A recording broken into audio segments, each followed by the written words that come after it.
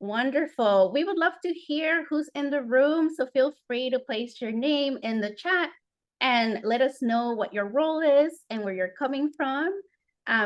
We're going to be, we're recording today's session, so you can feel free to share with your colleagues who may not have been able to join. We are very excited once again. My name is Dr. Sigrid Sotoboykin. I am the Director of Language Justice and Learning Equity at the Children's Equity Project, and in collaboration with our organization, the Children's Equity Project and the Century Foundation, we are presenting an ongoing webinar series to help us define high-quality dual language immersion in early care and education. We don't mind going to the next slide, please. And again, we couldn't do this work without so many people. So people that have helped us shape this work, some of us who are represented in our panel today, but as well as our funders. So we just wanted to give a big shout out to the W.K. Kellogg Foundation and the Heisen Simmons Foundation. Without them, we really couldn't do this work. So thank you. We'll go to the next slide, please. So why are we here? Over the last few years, we've been writing reports and trying to learn about how do we define high quality dual language education for our youngest learners. We know early childhood is critical, and for children who are emergent bilinguals, we want to layer the fact that for them, bilingual education is the gold standard. So how do we create a early learning environment in which we're implementing practices that are best for these children? And from all that work, we've written several reports, including the one that we'll highlight the most today, to help us define both access to these programs, but also how do you create programs that are high quality? And don't worry, we're going to get a lot deeper into this in our conversation. So with that, we'll go to our next slide. And so here, I'm really honored and excited to present to you all some of my favorite people in the bilingual education space. And so if you don't mind all just sharing your name and what you do and where you work, that would be amazing. So please help us welcome our panelists today. Hi, I am Jill Singh. I'm from the Osborne School District in Central Phoenix, Arizona. I'm the former preschool coordinator for our dual language program, but I'm now the new coordinator slash school programmatic lead for our public Montessori program, which is building as you guessed it, dual language program. Thank you so much for having me. Thank you, Jill. We're so excited to have you. And anybody else can take it. Who would like to introduce themselves next? I'll go next. Muchas gracias, Sigrid. Es un honor estar aquí con ustedes. I'm Carol Oliva Olson, Chief Innovation Officer at Advanced College. And we are a single degree BA in early childhood studies based in California. And we focus on supporting the incumbent workforce specifically in the northern region of California. Thank you, Carola. We're always so excited to have you, excited to learn with you and from you. Thank you. So I'll take it. Thank you very much. And welcome everybody to the webinar. My name is Gladys Montes, and I am the former Vice President of the United Way Center for Excellence, which is the early education initiative for the United Way Miami. Miyari, hola, hi everyone. I'm Gladys Yacelia Ponte. I am a postdoctoral research scholar with the Children's Equity Project. I work closely with Sadie. And prior to this, I was a dual language bilingual teacher in New York City schools. And for the last decade, I've been working with New York City bilingual teachers and ESL teachers with a focus on creating translanguaging classrooms. So I'm excited to talk about that today.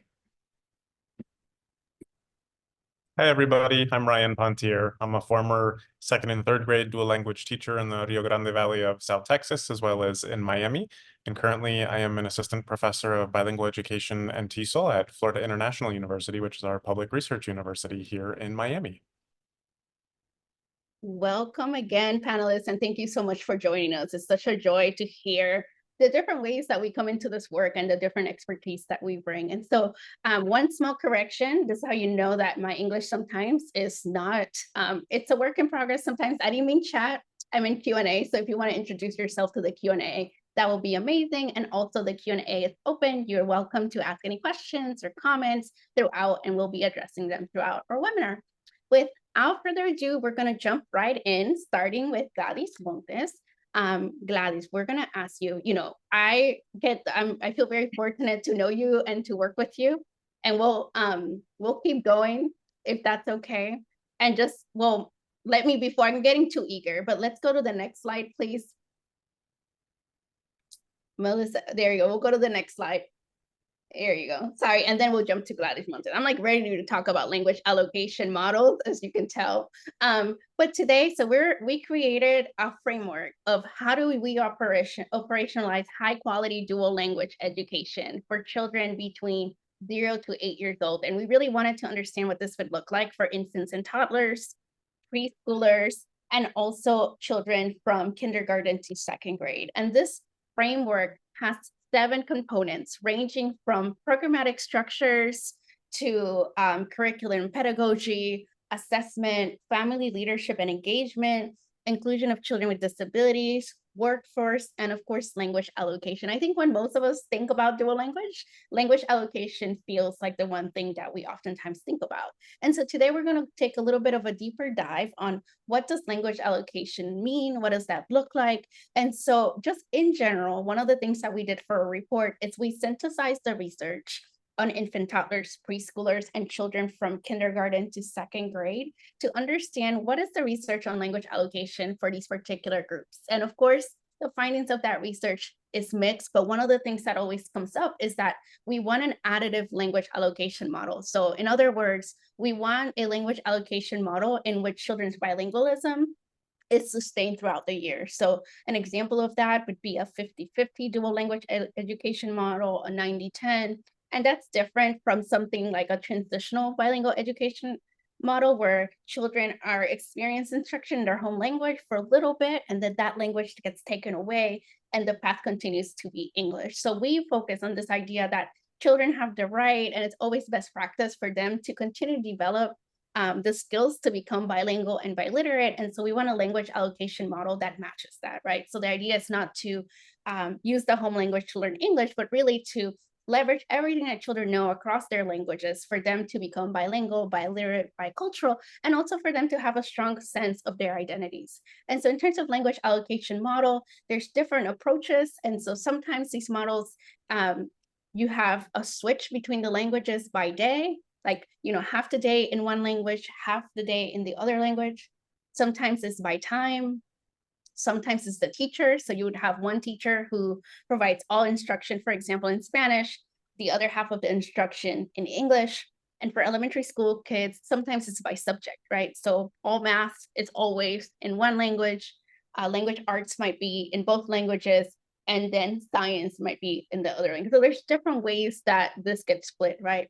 But the idea is that in a high quality program, we want a language allocation plan that is written, that is really well understood by everybody in the team, and that teachers are trained on it. So one of the challenges sometimes that we see is people think they have a dual language program, but sometimes there's a gap, like there's a difference between speaking 2 languages or more and then actually using those languages for learning. So we'll talk a little bit more about today, what that looks like today. And then another thing that came to the surface for us that we'll talk a lot more about today is how do we, using flexible languages, creating these spaces for the bilingualism to coexist, to use language in an intentional way that allows children to make cross-linguistic connections and use all their languages in an authentic way.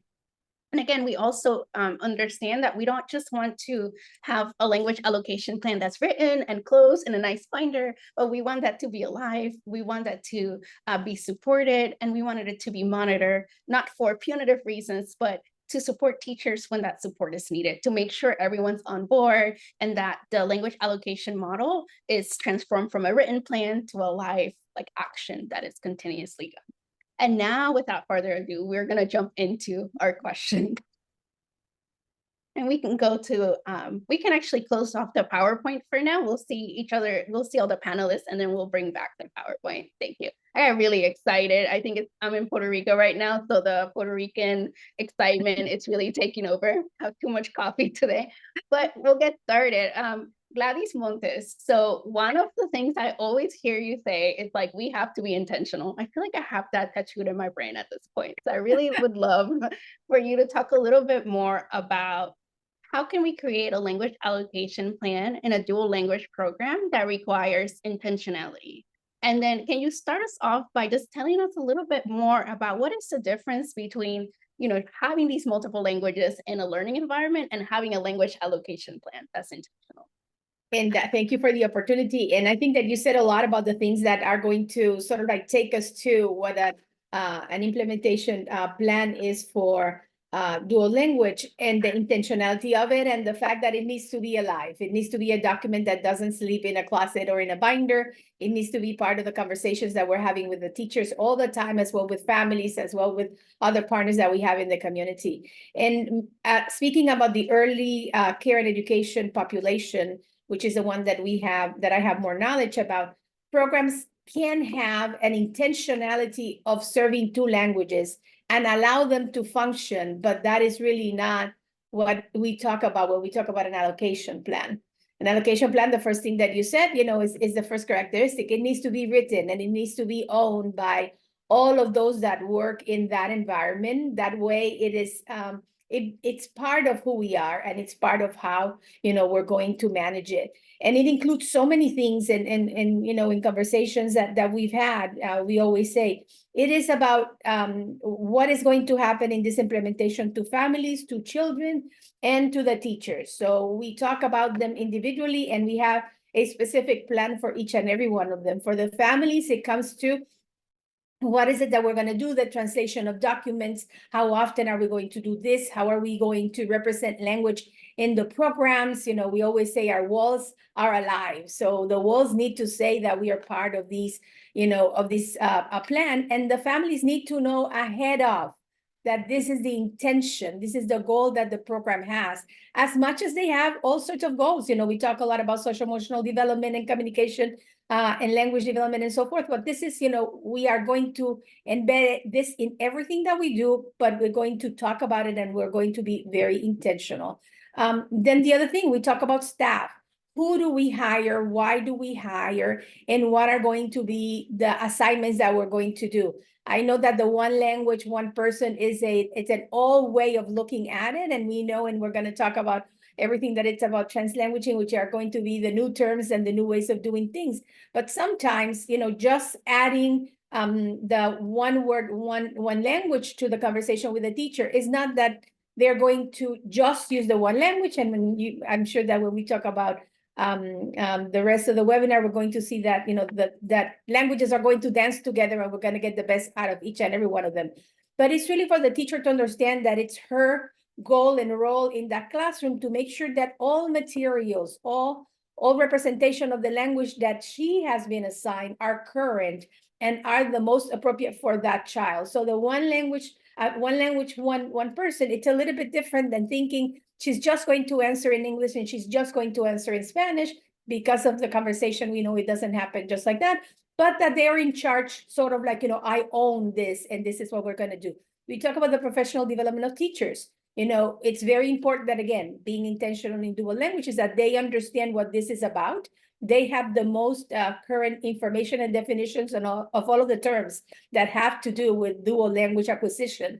And they know the trends, so they can, again, talk about it and do the best thing that you do. And then we do all of the plans for the classroom itself. How is it that each of the classrooms is going to be addressing the area of dual language? So that's why we talk about that intentionality and that implementation plan, and how it is that we need to think about allocation is allocation in every area of interest that we have within a plan. You know, when you were talking about the framework, you were talking about all of these areas and children with disabilities and everything. So those are headings, that subheadings that we have in an allocation plan. So how are we going to deal with with dual language in a in the assessment and screening process of that program? So it's each and every one of the areas is going to be spelled out, and it's going to be the reason why it's in writing is so it is the same for everybody. Everybody's going to read it. Everybody's going to agree. We're all going to give what our opinions about things, and then we run with the implementation.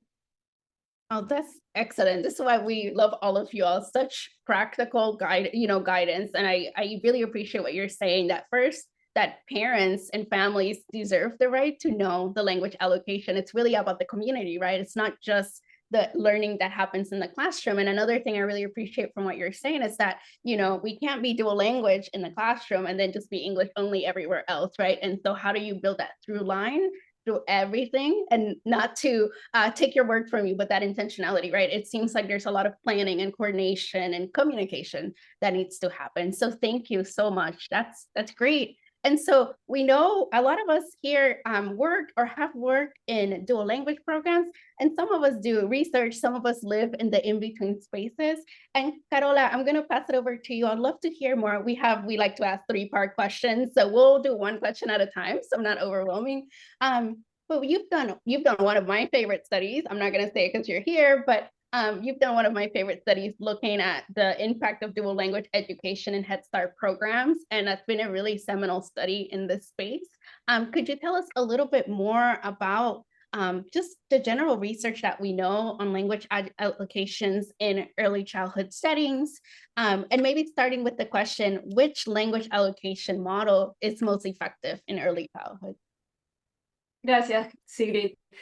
Okay, so through my research and work on language allocation models in early childhood settings, what I have found is that the effectiveness of any model varies significantly depending on contextual factors. So there's not a list, right? There's a lot to take into consideration. And this includes the capacity of the language capacity of the staff, the linguistic strengths of the children, the alignment of the model with the languages spoken by the teachers, and then the understanding of community values. And in addition to that, we have to look at the fidelity of the model in relation to the ability to fully operationalize high quality instruction in each language, how to effectively incorporate culturally sustaining practices, in addition to translanguaging and bridging between the two languages. So let me begin. Let me start with restating what you said, right, on one of the slides, that language allocation models are typically structured around the teacher, language, time, and day. But while these models create a clear framework, it is essential for us to incorporate that flexibility in using both languages as needed. So this ability to adapt is essential to supporting and encouraging learning. And like you said, Gladys, in fostering identity and pride through translanguaging and lowering the affective filter, which we don't talk a lot about in this in the field. And this is especially important because when children are in distress, right? And just like Gladys said, the language allocation plan needs to be a written plan, and it should also explicitly state this flexibility. So it's not it's something to be interpreted by different teachers, educators. It's not just about the outline of the structure of the model. This is really important because as we think about fidelity, when I've gone into classrooms, the language plan doesn't match the practice. And it also helps everyone going beyond this rigid framework to really truly supporting children's emotional, linguistic, and educational development.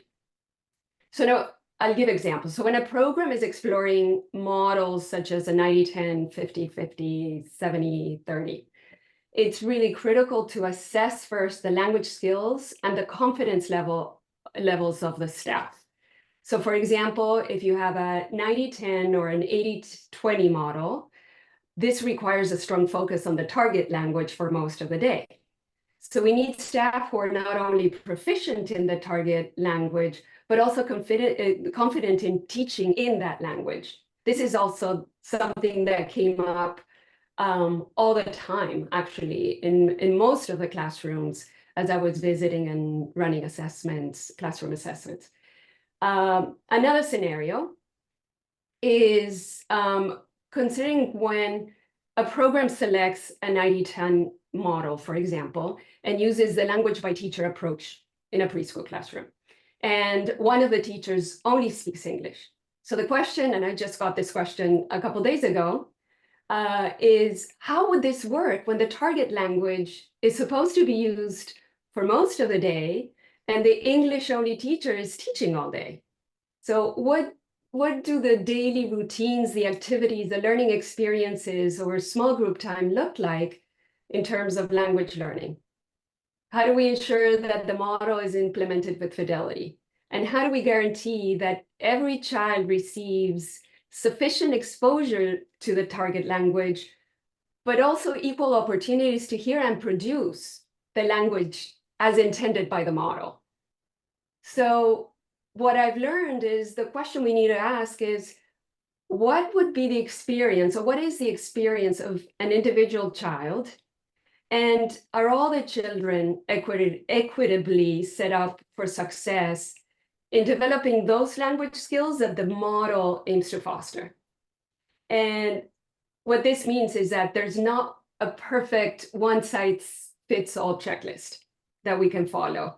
And looking at the classrooms and talking with the teachers, meeting the families, this is the common thread in all of the research studies that we've done. 900 students, children in Head Start, for example.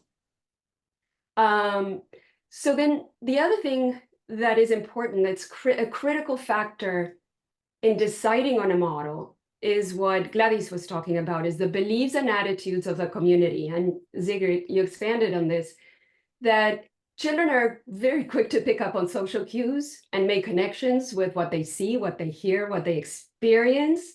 And all of this is what makes them or helps them form conclusions about the languages that they speak.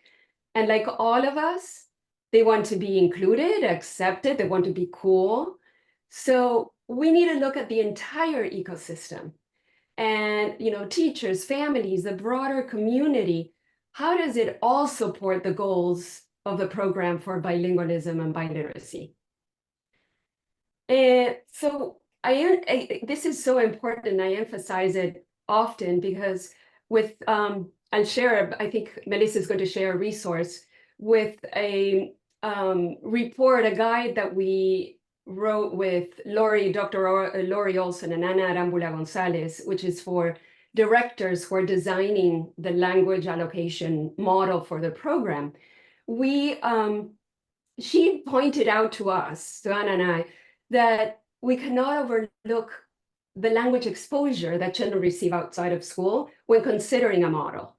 So if you're a 50-50 model and the child primarily hears English outside of school, what does that impact have on the language development in both languages? And what does that look like in the entire journey, academic journey? So how do we play into what's happening, where the child is going next? And this brings me to your, expanding on your question, that I've seen many programs struggle when they choose a 50-50 language model. And the majority of the children in that model speak English, are monolingual English speakers. So as you can imagine, then teaching the target language, for example, Spanish, becomes a very challenging scenario. And to bring it back, fidelity to the language allocation model, all of these things that I've mentioned have to be in place so that it leads to being able to operationalize the model with fidelity. With that, saying that, we have to then ensure that we have clear language outcomes in both languages and that we track progress in meaningful ways.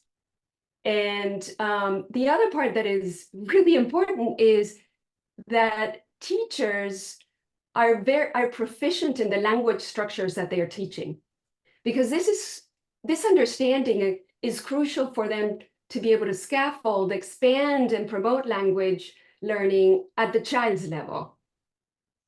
And this is something that we just did at Advance, where we brought in a new course in the BA degree program that it's dedicated exclusively to the essential linguistics for early childhood educators. Good. So to wrap up all the things that I said, I think choosing a language allocation model involves more than just deciding on a ratio of languages, which language, date, or time. It requires a deep understanding of the strengths and capacities of the staff, the linguistic goals of the families and programs, the community's beliefs and attitudes, and the structures needed to maintain fidelity to the model. So once we address all of these factors and probably more, then we can create a learning environment where bilingualism and biliteracy can thrive. Thank you, Carola. That was excellent. So it sounds, if I can summarize what you're saying, you can't just say 50-50 because that's what the research says and say, here we go. It sounds like you need data and to really consider both the language itself, but also the sociocultural aspect of the community, as well as the composition of the teachers and the children. So this is, I always love to say bilingualism is wonderful and it's messy work in the best way possible. We need to be able to be flexible and to use data to guide our thinking. So thank you so much. That was a great response. And now we're going to move over to kind of hearing everything Carola is sharing into some real life settings. And I'm going to pass it over to you again, Gladys Montes. You know, you've been, as we shared before, you were one of the administrators of United Way Centers for Excellence in Miami for a number of years. And from what I hear in that program, over half the children, if not more, come from Spanish-speaking homes, right? Could you tell us a little bit more about the language allocation model in the program? And if you don't mind sharing how you did that with, or how you all did that with infants and toddlers versus preschoolers? So talking, you know, sort of like thinking as the conversations progress, one of the things that we need to think about too about the allocation plan is that it needs to be revisited every year. And one of the most important things is that it begins with that assessment that you have, the language assessment with families. So we understand that relationship that families and the children that we're receiving have with the minority and majority language, because that is going to tell us a lot. So the allocation of language at the school has always been one teacher owns English and one teacher owns Spanish. But, you know, again, that has a lot of implications. It has implications about hiring teachers. After the pandemic, we noticed that we lost a lot of our native English speakers in our classrooms. And because of the status of immigration in Miami, the amount of teachers whose first language was Spanish grew. And we got a lot of staff. We received a lot of staff that really have the studies in early childhood, but yet they did not have the language knowledge. And they became our monolingual representatives of Spanish in many of our classrooms.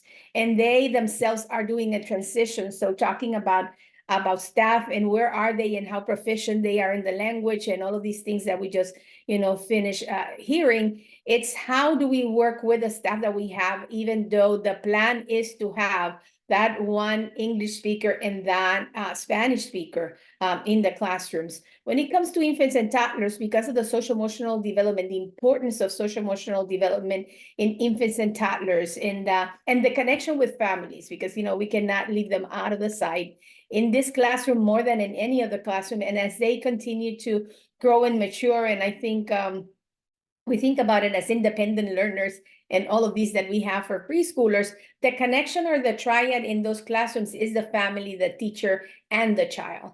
And because this is happening, we have these two languages who are working in a classroom where a child is really listening to both. Families are being addressed in the language that they have. As much as we can, we try to pair the child with the teacher who owns the language that the child and the family speak, so we can increase the communication that families and teachers have. And not only that, but then we have this communication with children who begins with all of these, you know, the coos and the babbles and everything, and the new words and all of the strategies that we use when we're communicating with children. This turn taking, this rich conversations in the language that they have heard before. But at the same time, in the same classroom and in the same environment, this child is listening to this other language that this other teacher is talking about and is using in the daily routines that we have. So we have this sort of like exchange and two languages function at the same time, making sure that there's a balance in between, the languages that are spoken in the infant and toddler classroom.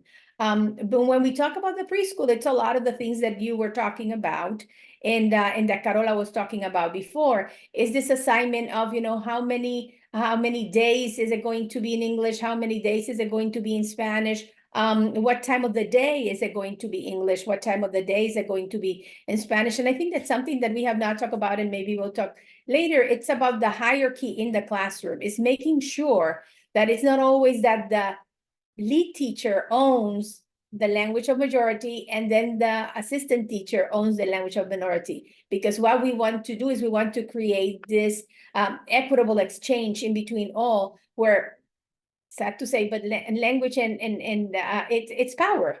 It's power for the one that, that has it. So having the two languages, work in the same room, it's important. But I think that having teachers that are in different, at different levels when it comes to the classroom responsibilities, that we do the same thing, that we make sure that it's not a pattern that you can see throughout the whole school. So we have in the preschool classroom, we have a wealth of materials in English and in Spanish. And like I said before, the teacher that owns English needs to make sure that that environment is rich in that language, and the same thing with the Spanish teacher. Everything needs to be translated. One of the things that we have is everything that it's in English is in black, and everything that it's in Spanish is in blue. And again, it's a visual that the child is going to be seeing at this point.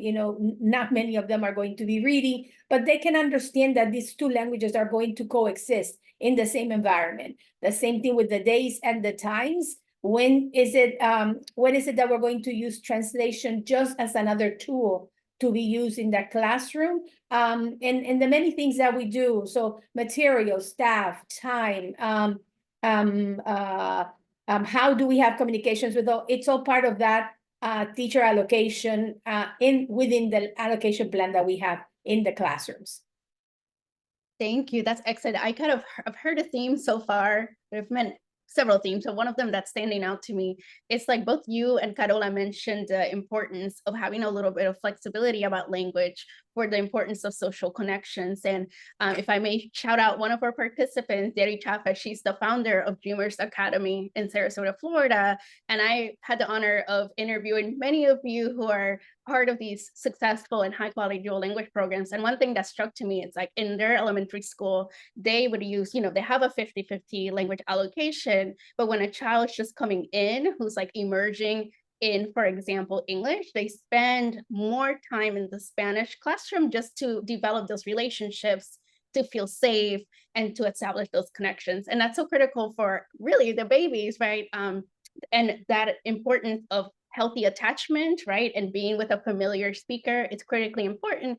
And at the same time, our brain research tells us that infants can localize which language they're hearing. So it's like our bilingual babies are ready, or like our babies are ready to be bilingual, right? And so we can balance that space for connection, while also recognizing that they're going to be exposed to their second language. This is a perfect segue to this whole concept of translanguaging. I don't know if you're anything like me, the first time I heard that, I'm like, I can't pronounce, I will ignore. That's usually my approach. But after learning about it and kind of wrestling with it, I'm a big proponent of translanguaging, but I'll admit at first I did not understand. And so I'm grateful that today in our panel, we have two of the top experts in the country that will talk us through translanguaging and help us understand what it is and what does that mean for a traditional language allocation model. Just if you're anything like me, one of the first things I wonder, so I was like, do we throw the whole language allocation out the window? Like, I don't like chaos, that worries me. The answer to that is no. So what we're about to discuss doesn't mean you have to throw away your language allocation model. There's spaces for this language separation to exist. Kids do need time and experiences with each language in an intentional way. But I'll let the experts speak. But just to let you know, as a preface, we're not saying throw it all away, just saying let's create some areas for flexibility and learning. And so with that, we'll pass it along to our next lovely Gladys Aponte, and our amazing Ryan. So I know one of the newer concepts that many of you have already touched upon, but whether formally or informally, is this idea of translanguaging, right? So let's just start with the basics. For all of us who are like, what in the world? I know that, but I'm not so sure. I don't like it. You know, there's many feelings about it. But Gladys Aponte, can you help us just start with defining what do we mean by translanguaging? Yeah, sure. So translanguaging refers to the dynamic and flexible ways in which bilingual, multilingual people use language. So in the past, it was believed that a bilingual person's mind was made up of separate language systems. So that I, for example, speak English and Spanish, it was believed that I had an English side of my brain and a Spanish side of my brain. I always describe it this way because I think the visual helps, right? To think that there was some interaction between these two parts of my brain, but that they were separate. So the words that I know in Spanish are stored in one linguistic system, and the words that I know in English are stored in a different linguistic system, right? Pero no es así. That's not how it is, right? We now know that we have one unified language system in our minds, or language repertoire. And this language repertoire is made up of all the words that a person knows, words in the languages that they're learning, or languages that they're already fluent in, as well as non-spoken language, right? So gestures, facial expressions, all of that is stored in one language system. All these meaning-making modalities, expressions, signs, drawings, everything we understand and every way we make meaning and communicate, that's all one language system, right? Research shows that we naturally use that entire language system to communicate and to make meaning of the world around us, right? We make meaning whether we do it externally or internally. If I'm thinking in Spanish, even though if I communicate in English, or if someone says ni hao means hello, I'm like, oh, okay, that means hola, right? I might be thinking that internally. So I'm always translanguaging as someone that's bilingual. And this is important to think about in the classroom, because otherwise we think of our students as two different people, as the Spanish child and the English child in a different day or time of the language allocation, right? According to the language allocation. In the classroom or outside of the classroom, this can look many different ways, right? Translanguaging. And I'll give some examples that I think help monolingual folks understand it. We translanguage, even if you're monolingual, you can translanguage when you talk with your hands, right? When a baby babbles and points, that's translanguaging because they're using semiotic nonverbal language by pointing, and they're also babbling and beginning to pronounce agua, right, for example. So that's translanguaging. Internally, right, you might be monolingual, but you might be revealing certain parts of yourself. You might choose to only deploy certain parts of that linguistic system, so you don't get in trouble by your boss, for example, or because you want to conceal certain parts of yourself. And also for societal reasons, right? For different beliefs and ideologies. Maybe your Dominican Spanish isn't welcome somewhere, your Chicano language varieties isn't welcome somewhere, or you don't feel comfortable showing that for certain reasons, which may be problematic and we can talk about. But also maybe you want to show that because you want to show that you're part of a certain group, or you want to, you're with family, and that's the linguistic features that you're going to deploy at that moment, that you're going to choose at that moment, right? And the translanguaging understanding of children and understanding of bilingualism really reminds us that emergent bilingual students skillfully use their language repertoires in clever and dynamic and flexible ways, right? A translanguaging perspective reminds us that bilingual people don't have a Spanish side of the brain, English side of the brain, and they can just shut one off in school, right? That they can just shut one off when it's the blue side, or in their blue room, the English room, or the Spanish room, or they're in the morning time if it's a roller coaster model, et cetera, right? We can't just shut down one of those parts of our brain because they're not separate. So you're asking students to repress certain parts of their language system if you're doing that, right? So I know the question is, then how do we do it in intentional ways, in strategic ways where they are being exposed to both languages and having the opportunities to practice each language, right? Where we can welcome the whole child and value all the languages that the child knows, and the different ways that they communicate, right? So I'm excited to talk a bit more about that, but I'll pass it on now because to Ryan, I would love to hear some of your ideas. Yes, I love it. Before we jump to Ryan, I just wanted to remind all who are listening to please feel free to ask a Q&A question. There is no question that is wrong. Or even your doubts or fears. It's so helpful just to guide the conversation. But I'll turn it over to you, Ryan. Why does translanguaging or creating a space for translanguaging matter within these traditional language allocation models? Well, right, we've been saying that dual language schools and their allocation models are supporting the development of bilingualism, but they're not really doing that, or haven't often been doing that, according to what we know of how bilingualism works within each bilingual person, right? Thinking about what Gladys Aponte was just telling us. In other words, there seems to be this insistence on keeping each language separate. So However, right, the issue is like bilinguals are gonna bilingual. This means that they're constantly drawing on their full linguistic repertoire, even when observers hear or see them language monolingually. So bilingual students, multilingual students need to be supported in accessing and leveraging their entire linguistic repertoire as they navigate the challenges of different subjects. We think of them, right, as subjects as they're older, or different tasks, perhaps when they're younger. And these translanguaging spaces also help students who are becoming bilingual, or we might think of them sometimes as English speakers, to understand that translanguaging is normal and it's not a problematic practice. I love that. I just feel like that's so important. Like one of the things that we have found, even like in research studies, for example, that have a very separate language approach, especially for early elementary school, or math, for example, it's only taught in English for an entire course.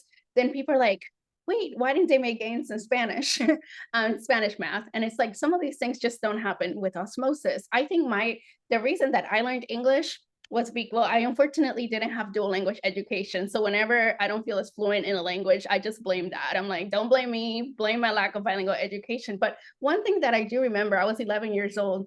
I had good meta-linguistic awareness. My ability to use the language that I had to leverage my learning of English was crucial. And my dream with a really good dual language program is that kids like word detective abilities, their ability to really think about language in a way to help them learn more language, will be activated by these translingual spaces, but also the identity part, because some of us are told like your English is not good enough, your Spanish is not good enough, or you're not speaking the proper type of Spanish. See, I get emotional. Y'all know I cry in every webinar. This is the moment. And that's really tough because you will continue to try to become fluent in one language or the other, but always feel like you're not good enough, right? And so there's such liberation and equity in this idea that every way that you communicate is valid, and I don't want you to change. That's what we mean by cultural sustaining. That's the word we love to say, but that's what it feels like. Culturally sustaining to me means that you're not going to judge me if I speak my Puerto Rican Spanish with my gato, that you're not going to make me feel bad for not saying Puerto Rico with the full R, because that's just not my linguistic diversity, right? So anyways, we can go on, but that's just really, I think that's why it's important, because language is not just the grammar, the verbs, the conjugations, right? It's the sociocultural piece that's critically important. And of course, we're going to naturally wonder, how do we do this? And you're asking me to do a language allocation. This sounds like a lot. Now you want me to do translanguaging. Oh my goodness, how do we do all that? So we have a table to show you. So we'll pass it over to Gladys Aponte again. And can you share, and Melissa's going to share with us the visual. The visual is like life-changing for me.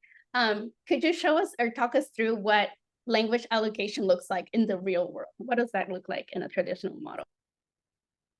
Sure. So this image inspired by some of the work that I've done with Cristian Solorza, who's a bilingual program director at Bank Street College of Education, and some of my colleagues there. And just my work in the classroom. When we were talking about this several years ago, I was still teaching in the classroom, and I was trying to theorize, like, what is it that I do? How do I maintain the language of the day, but still embed these translanguaging spaces that are so critical and necessary, and to do it in a thoughtful, intentional way. So this visual helps me explain that. You can see that here, that languages are alternating daily. So I was teaching one day in English, one day in Spanish, but the yellow rectangles, which can also be usually represented in purple, which is a mix of blue and red. The yellow rectangles here represent the translanguaging spaces. You can see that some of them are smaller and some of them are larger, because these spaces can just be a minute of creating a cross-linguistic connection, and I'll give some examples of that in a minute, or it can be a whole 45-minute session lesson of having that bilingualism analysis and thinking about our bilingualism and doing so bilingually, right? But before I explain that, I want to forefront the importance of creating a community where this is acceptable, and not just acceptable, but it's expected, right? So something that I speak about in the translanguaging guide that I wrote with Cristian Solorza and colleagues, which Melissa will share, put it in the chat, is the idea that you need to create a translanguaging classroom community or a classroom culture where children know that we are all, teacher included, learning language continuously, right? We're forever lifelong learners of each of the languages that we speak. and that we are actively and joyfully expanding our linguistic repertoire, and we're doing it together in the classroom. Even if I'm the teacher that teaches in English, the teacher that teaches in Spanish, we're always using our bilingualism to expand our linguistic repertoire. If I'm in the English space, then we are focusing on expanding our English linguistic repertoire. And same thing in our Spanish space, right? But to do so, we often need to translanguaging. We're in a space where we can make mistakes and we can learn from each other. So if I translanguage because I forget a word, which a lot of us do, then I'm not just going to leave it there. I'm going to ask, ¿Cómo se dice? How do we say? And repeat it. And I would model that with my student. Sí, se me olvidó. I had forgotten that. Let me say it a few times to get my tongue used to repeating that in my mind, to remember that word, because I haven't used it in a long time with my mommy, right? And we can practice it together and use it together in this context. So that's what we're here for, right? So being very excited and bringing joy to that expansion of our bilingual repertoire is super important. Having that classroom, those classroom expectations and culture in each setting, if it's a side-by-side model, right? So that students know that all of me is invited here, and my teacher really cares about me developing my English and me developing my Spanish. And also we're not forced to suppress certain parts of ourselves just because we are in this space, right? And then once we have those supportive contexts to embed translanguaging pedagogies, these translanguaging practices, then we can open up these spaces, right? And I'll share some examples of what it looks like to value and sustain and build from children's rich language repertoires, all of the repertoire, the language practices that children bring into the classroom. So these yellow translanguaging spaces, I will emphasize, can be implemented by either teacher, even if they don't speak the other language of the instruction. Not only can they, but they should be, right? So one example of doing this is assessing and understanding what children know, right? So a translanguaging space might just be one-to-one. If I'm having a reading or writing conference with a child, and I want to really understand everything that the child knows, I'm inviting all of that, regardless of the language of the day or of the space, right? It can be a small group thing as well. I want to assess what these children know. I'm going to ask them to state all the languages that they know, right? Or whole class assessment. Hey, we're starting a unit on plants. Guess saben, what do you know? Some students might know names of plants in one language and not the other, right? So it's important for us to welcome that and explicitly state it to students. Yes, we're in the red space, but if you know a word in a different language, in the opposite language, bring it in, and we're going to learn how to say it and expand our bilingualism in this unit, right? So taking children's entire language repertoire into account is so important, because then we only get, as we know, we only get half of the picture if we don't, right? If we assess in one language, then we're not including students' full linguistic repertoire, and that'll make us miss the full picture and understand what they know, right? So this allows for more awareness of students, not just what they know, but their lived experiences, their emotions, their identities, right? We're talking about the affective aspect of this, and their identities, right? You can really bring in all of who they know. My tío is a farmer, but I can only say that in one language, but can I express that in this space, even though it's a red space or blue space, right? So those are the translanguaging spaces and contexts that we need to forefront. I'll give just a couple more examples. For infants and toddlers, right, this might look like a translanguaging cross-linguistic space. Might look like providing supports and making connections. It could be like, we're talking about farm animals. I can show a picture of the cow, so that's one language, the visual language, while also saying, oh, this is vaca, cow, right? And using gestures and multimodal languages. For upper elementary school students and early elementary students, this may look like looking at cognates. Again, it could be for 1 minute, bringing up an example of a cognate. Sí, también se dice. It sounds very similar in Spanish. Move right on back to the target language. Or during a phonics lesson, right? It takes 2 minutes to perhaps explain, oh yes, the P sound sounds like this in both languages. Can you think of words in all of your language repertoire that start with the P sound? Same with the H and the J. Son diferentes. What does this H sound like in Spanish? It's silent. Yes. And what about in English, right? So creating those are small spaces. Those are the tiny little yellow rectangles you see here. Or we can think of another example, analyzing how your name is pronounced in each language, right? This might take us more into that affective aspect of language, right? Does one pronunciation make you feel differently than the other? why do you think it's pronounced differently? And it may take you into thinking about more dominant and racialized ideologies, right? Like, why is it that someone decided to change the pronunciation of your name?